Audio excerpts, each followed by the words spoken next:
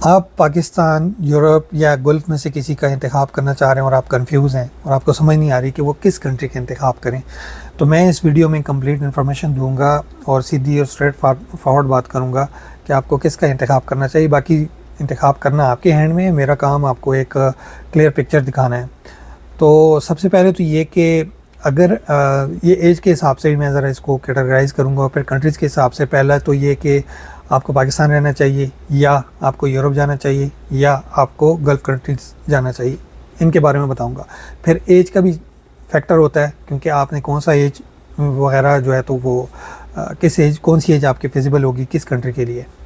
तीसरी बात कि आपके लिए कौन सा जो सेक्टर है फार्मेसी फील्ड में वो चूज़ करना है। पहले आ जाते हैं कंट्रीज़ के हवाले से। तो गल्फ़ कंट्रीज़ का तो करंटली हालात ऐसे हैं कि सिचुएशन, जॉबलेसनेस अच्छी खासी पीक पे है फॉरेनर्स के हवाले से। और स्पेशली मैं देख रहा हूँ कि लोग दड़ एग्ज़ाम पास कर रहे हैं बग़ैर किसी गाइडेंस के, और फिर जब वो वहाँ पहुँचते हैं और फिर उनके हाथ कुछ नहीं आता और टाइम ज़ाया होता है, उनका करियर ख़राब हो जाता है और फिर पछतावा के सिवा कुछ नहीं होता। बैक पे जाने के लिए उनके पास कुछ नहीं होता, तो अपनी सारी जमा पूंजी वगैरह, अपना सारी एनर्जी वेस्ट कर देते हैं और फिर उनका बनता भी कुछ नहीं है। ये क्यों करंट हालात की बात करो, पहले के हालात और थे, पहले के हालात को कंपेयर ना करें। मैं बार बार कह रहा हूँ, कुछ लोग और स्पेशली जूनियर्स इस चीज़ को बिल्कुल अंडरस्टैंड नहीं करते कि वो क्या कह रहे हैं। वो आज से 10 साल पहले के हालात को गिन रहे हैं, जबकि मौजूदा हालात को वो नहीं देख रहे, आने वाले हालात को वो नहीं भांप रहे। तो मैं आपको स्ट्रेट फॉरवर्ड बताऊँगा। अगर आपने चूज़ करना है, इफ़ यू आर बिलो 30 और सिंगल हैं, या अगर आप 30 से अबव भी हैं और सिंगल हैं, तो आई वुड रिकमेंड कि गो टू यूरोप। ईज़िली हो रहा है काम, आपका पैसा लगेगा ज़रूर, लेकिन आपके और बाज़ कंट्रीज़ ऐसे भी हैं जहाँ पे पैसा कम लग रहा है, यूरोपियन कंट्रीज़ की बात कर रहा हूँ मैं। और लेकिन एक चीज़ मैं आपको बता दूँ कि यूरोप को चूज़ करने से पहले आपको ये 2-3 चीज़ें देखनी है। एक तो आपका सिंगल होना ज़रूरी है, क्योंकि आप सिंगल होंगे तो आपके लिए वहाँ पे एडजस्ट करना आसान होगा। और एज ए सिंगल, अगर आप सिंगल भी हैं और आप गल्फ़ जाना चाह रहे हैं और गल्फ़ जा रहे हैं या कोई प्लान किया है, तो मैं कहूँगा कि इस टाइम आपने बहुत बेवकूफ़ी वाला डिसीजन लिया, अपना कैरियर तबाह करने वाला डिसीजन लिया। क्योंकि आप ना तो आपने सिचुएशन को भांपा है, ना आपने फ्यूचर को देखा है। बस आपने पाकिस्तान से निकलने की कोशिश की है कि बस वहाँ से मैं निकलूँ, क्योंकि यहाँ पे बेरोज़गारी, मैं अक्सर लोगों से सुनता हूँ। हालांकि वो वहाँ पे सिटी चेंज करके अच्छा कैरियर बना सकते हैं, वो उनके पास ऑप्शन होता है कि वो यूरोप जा सकते हैं, किसी और मुल्क जा सकते हैं, लेकिन दे चूज़ रॉन्ग। तो उसमें फिर क्या होता है, खुमियाजा भुगतना पड़ता है उनको। मैं ऐसे बहुत सारे लोगों को मैं आपको एग्जांपल दे सकता हूँ। यार नाम मैं किसी का नहीं लूँगा, identity should be kept hidden. ऐसे बहुत सारे लोग हैं जो पाकिस्तान में बहुत अच्छी जॉब कर रहे थे। स्पेशली फ़ीमेल्स को बहुत गुमराह किया जा रहा है कि यार आप जाएँ और गल्फ़ में बड़ी अच्छी जॉब्स हैं।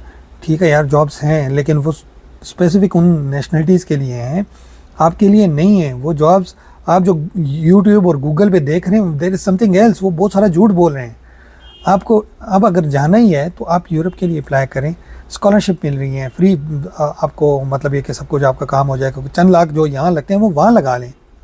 ठीक है, कुछ कंट्रीज़ हैं जिनकी रिक्वायरमेंट ज़रा ज़्यादा है, पैसा वैसा ज़्यादा लगता है, लेकिन वहाँ पे ये देखें कि अगर आप सिंगल हैं तो आपका कैरियर बन जाएगा। आपको अगर लेट सपोज टैक्सेस हैं, ठीक है, ये बात है कि यूरोप में टैक्सेस ज़्यादा हैं, 40% इवन के 50% टैक्सेस हैं। स्वीडन जैसे हो गया या फिनलैंड हो गया, 57% तक टैक्सेस हैं वहाँ पे, लेकिन वहाँ पे आपका लाइफस्टाइल बन जाएगा। अगर आप शादीशुदा हैं और क्वालिफाइड पार्टनर है, ऐसी मतलब आपकी वाइफ भी, इफ़ यू आर मेल, आप फार्मासिस्ट हैं और आपकी वाइफ भी फार्मासिस्ट है, या कोई और डिग्री है उनकी और हायर डिग्री है या एमफिल है, तो वो आपको बेनिफिट करेगा।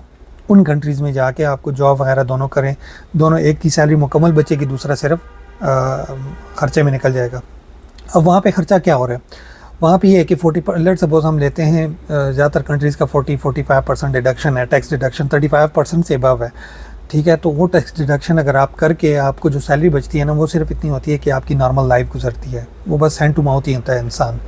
इसी तरह तो इस वजह से कहता हूँ कि दोनों क्वालिफाइड पार्टनर हो तो उनके लिए फिर ज़्यादा अच्छा है। अगर दोनों क्वालिफाइड नहीं है आपकी, let's suppose if your wife is not qualified, तो मैं आपको रिकमेंड नहीं करूँगा वो कंट्री।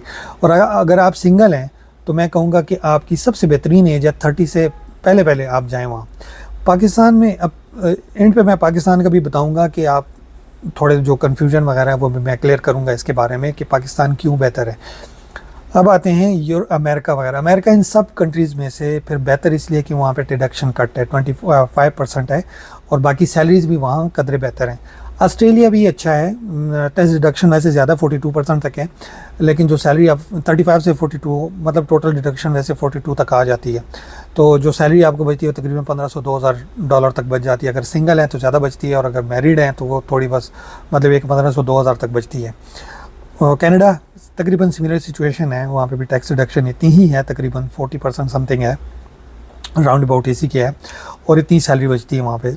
तो सैलरीज़ के लिहाज से फिर कनाडा, ऑस्ट्रेलिया और अमेरिका सबसे बेहतर है, और ये दो अच्छे हैं। स्विट्ज़रलैंड भी अच्छा है, लेकिन टैक्स डिडक्शन वगैरह वहाँ पे, क्योंकि यूरोप वगैरह तकरीबन जितने भी कंट्रीज़ हैं जो कॉन्टिनेंट है, यहाँ पे टैक्स डिडक्शन ज़्यादा है, लेकिन लिविंग स्टाइल वहाँ पे अच्छा है, ठीक है।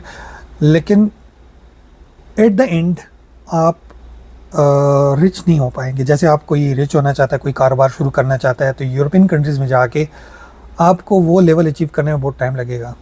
अगर आप सिंगल हैं तो ठीक है, इट्स पॉसिबल, और अगर आप मैरिड हैं और आपकी वाइफ क्वालिफाइड नहीं है तो फिर तो इम्पॉसिबल है, और अगर वाइफ क्वालिफाइड है तो फिर कहीं हद तक पॉसिबल है, अगर बच्चे नहीं हैं तो। ये कुछ चीज़ें हैं आपको अंडरस्टैंड करनी चाहिए। तो वहाँ पे क्योंकि आपका बिज़नेस का आइडिया होता है कि वहाँ जाएंगे, पैसा जमा करेंगे और बिज़नेस ये वो, तो वहाँ से तो कोई वापस नहीं आता, तो ज़्यादातर वहीं सेटल हो जाते हैं। तो मैं तो रिकमेंड करूँगा, अगर आपने जाना ही है तो फिर वो ज़्यादा अच्छा है। गल्फ़ कंट्रीज़ में आपको फिर वापस जाना पड़ता है, और करंट स्टेज में सैलरीज़ इतनी लो हैं, पहले की सिचुएशन और है। मैं बार बार ये बात करता हूँ कि यार जूनियर्स को ये बात अंडरस्टैंड करनी चाहिए, यार पहली सिचुएशन और है, अभी की सिचुएशन और है। अब सैलरीज़ कम है, दुनिया के लोग आके बैठे हुए हैं, बेरोज़गार बैठे हुए हैं, तो उसकी वजह डिफरेंट पॉलिसीज़ हैं, तो आपको समझनी चाहिए ये बात। और एक्सपेंसेस इतने ज़्यादा हैं कि आपको बचेगा कुछ भी नहीं। तो एम फिल लोग आके बैठे हुए बेरोज़गार, तो मैं कहूँ कि अच्छी जॉब छोड़ के क्यों आए। पाकिस्तान में एक तो एक्सपेंसेस उस हिसाब से नहीं है, मतलब अगर आप इनिशियल सैलरी, लेट सपोज, कुछ लोग इस बात पे हंसेंगे, अगर आप इस बात को सोचें अच्छी सिटीज़ में अच्छी जॉब करें, इनिशियल में आपकी सैलरी कम होगी, लेकिन ग्रोथ पे जाके 10-15 साल बाद आप एक अच्छे लेवल पे पहुंच जाते हैं, जो कि यहाँ पे बाहर अचीव करना इम्पॉसिबल है, ठीक है। मैं आपको ये बड़ी क्लियर बात बताऊँ, जितने भी कंट्रीज़ हैं, ये डेवलप कंट्रीज़ का मैंने जिक्र किया है, ठीक है, यहाँ पे आपने थोड़े से सैलरीज से इंक्रीज़ मतलब स्टार्ट जो करते हैं ना, इनिशियल सैलरी आपकी हो सकता है बाज़ कंट्रीज़ में अच्छी हो, लेकिन वहाँ पे ग्रोथ के चांसेस लिमिटेड होते हैं, 10% 20% यही ग्रोथ होती है, इससे ज़्यादा ग्रोथ नहीं है। पाकिस्तान में 100% 200% ग्रोथ है, बल्कि ज़्यादा भी है। मैंने ऐसे लोगों को देखा जिन्होंने 10-15 हज़ार से शुरू किया है, and now they are earning 5 lakhs। मैं इनको जानता हूँ ऐसे लोगों को। चलो बहुत भी कम है, 2 लाख तो हर कोई ले रहा है। पाकिस्तान में 2 लाख अच्छी खासी चीज़ है, आपका लाख रुपए खर्चा हो गया, लाख रुपए आपको बच जाएगा। और वहाँ पे लाइफस्टाइल देखें आप, घर में फैमिलीज़ के साथ हैं, रिश्तेदारों के साथ हैं, ना कामे की टेंशन है, ना आपको किसी और चीज़ की टेंशन है, ना टैक्सेस की टेंशन है। जैसे बाहर यूरोप में आप जाएंगे तो आपको टैक्सेस कटिंग होगी, हर वक्त ये टेंशन होगी। अगर आपकी जॉब चली गई, 1 महीने के लिए जॉबलेस हो गए, तो आप होमलेस हो जाएंगे। तो ये सिचुएशन मैं क्लियर बता रहा हूँ। तो ये उन लोगों को, बहुत सारे लोग मैंने देखा है क्वेश्चन वगैरह कर रहे थे, कंफ्यूज हो रहे थे कि यार कहाँ जाए। पहले तो कोशिश करें पाकिस्तान में सेटल हों, पाकिस्तान में जॉब करें, अपना कुछ बनाएं, बिज़नेस करें। सबसे पहला ऑप्शन पाकिस्तान में बिज़नेस रखें। मैं बार बार रिकमेंड करता हूँ, बिज़नेस इज़ फॉर बेटर। आपकी स्ट्रेटेजी अच्छी होनी चाहिए। थोड़े से टाइम के लिए जॉब करें और अपने एक्सपीरियंस गेन करें और अच्छी जगह पे बिज़नेस स्टार्ट करें, मुकाबले में स्टार्ट करें। यार यू आर फार्मासिस्ट, आप जो सर्विसेज दे सकते हैं एक लेमैन नहीं दे सकता। अपनी वैल्यू को पहचानें, अपनी वैल्यू को अंडर एस्टिमेट ना करें। कैटेगरी रेंट पे देख के आप अपनी कुनज़ैनी का मुज़ाहरा करते हैं, आप अपनी नालायकी का मुज़ाहरा करते हैं कि आपको करने को कुछ नहीं आता, और आप कैटेगरी रेंट पे दे के और अपना काम चला रहे हैं। वही पाकिस्तान में इतना कुछ है कि जो बाहर नहीं है।